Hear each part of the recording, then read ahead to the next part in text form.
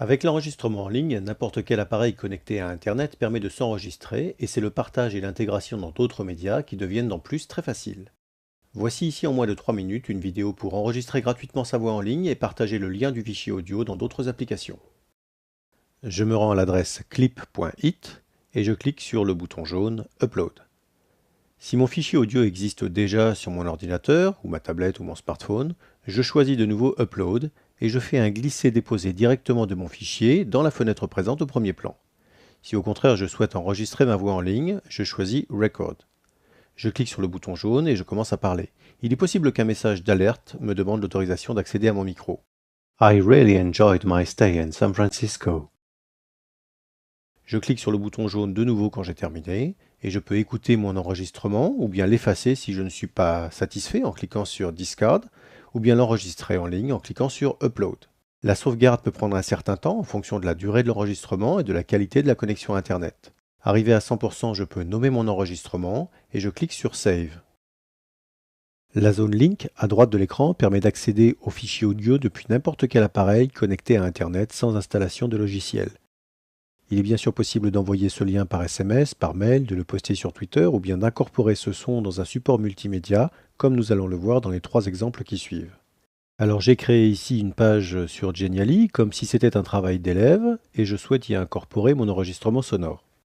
Je copie le lien depuis Clipit, et de retour dans Genially, je choisis Embed, et je colle le lien dans la zone Insert your custom content.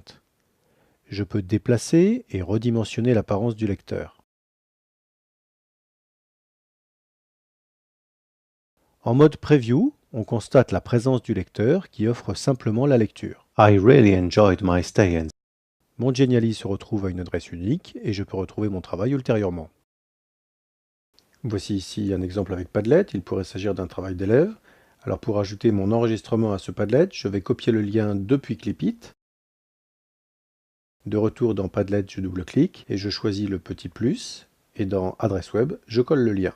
Le fichier apparaît avec les autres ressources, un clic sur Listen permet de lancer la lecture. Comme pour Genially, mon Padlet se trouve à une adresse unique, et je peux retrouver mon travail ultérieurement. Comme dernier exemple, j'ai créé un article dans un blog WordPress dans lequel je vais placer le lecteur Clipit.